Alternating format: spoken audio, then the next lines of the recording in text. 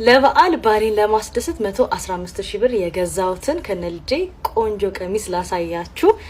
ከዛ እሱን አብረን ሰርፕራይዝ እናደርገዋለን። ላሳያችሁ። ምን ነው ይሄን ያህል በንግግሬ እስከ ገሃነም ደጃፍ ድረስ አንከልክዬ ካልወሰድኳቸዋል።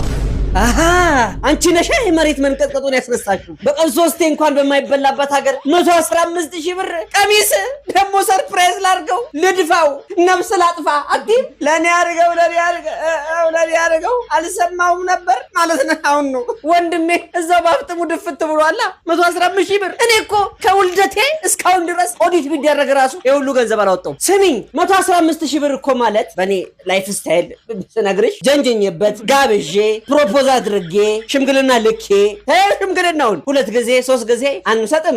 የዛሬ 6 ወር ኑ ተብሎ የሱፍ ኪራይ የምናምን ከፍዬበት የሽምግልና ቀን በጋ ሳርጄ ሰርግ ደግሼበት በቃ ከሚስቴ ጋር ፏ ያለ ኑሮ ኖሬ ለልጄ እግዚአብሔር ልጄ እንኳን ያን ያህል የሚያስቸግር አይመስለኝም። ምክንያቱም እኔ ለበስኩትን ቆረጥ ያደረኩኝ የአባቴን ሱሪ ቁንጣ ተደርጎ ነው የተሰጠኝ። እኔም የኔን ሱሪ ቁንጣ አድርጌ ሰጠዋለሁ። ኧረ እንደው ፈጣሪ ካልፈራውና ሄም ካልያዘኝ አዲስ ቢዝነስም ልጀምርበት እችላለሁ። 115 ራኝ አሁን ፍሪ ነኝ። በቃ አሁን ምንም እንትን የለብኝም፣ ነፃ ነኝ። አሁን ውሰደኝ። 115,000 ብር ለልብስ። ይሄ ነገር ተሳስቼ እንደሆነ ሴሪያል ነምበሩ ይሁን ኧረ እዚህ ዓለም ላይ አይመስለኝም ያለሁት። እንደው ውሃ ደፋ አድርጉብኝ ትንሽ እንድነቃ እንኳን ህልምም እየመሰለኝ ነው ነገር። ለምሳሌ አሁን ከለበስኩት አንፃር ከራስ ፀጉሬ እስከ እግር ጥፍሬ ድረስ ያለውን አውትፊት ኮስቱም ብነግርሽ ከኛ በላይ አንቺ ነሽ ሰርፕራይዝ ሆነሽ ቴንት ነቅለሽ እስከ ወደኛው ጫፍ የምታሸልቢው። እንደው እኔ ቁም ሳጥኔ ጋር እኩል አንድ ላይ ቢደመር 10,000 ብር አላልፍም። ያን ያህልም ድፍረት ውስጥ አልገባም። 115,000 ብር ጭራሽ አንድ ቀሚስ ኑሮ ለብሰሽ ልትሄጂ ነው? ይኸውልሽ አሁን ባለንበት ሁኔታ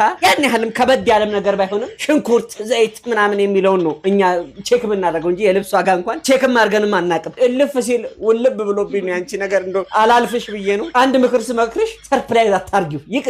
ይቅር እንደው ባይ ነኝ። ለማንኛውም ጥሩ ሴት ነሽ፣ ምክር ትሰሚያለሽ። ለቤቱ አዲስ ከሆናችሁ ፎሎ፣ ላይክ፣ ሼር እና ኮፒ ሊንክ መደረጉ እንዳይረሳ። እስቲ ዳይ ጋይስ 1 ሚሊዮን ፎሎወር እንግባና እንደው እኔንም ሰርፕራይዝ አድርጉኝ። ቴንት ልንቀል። Thank you.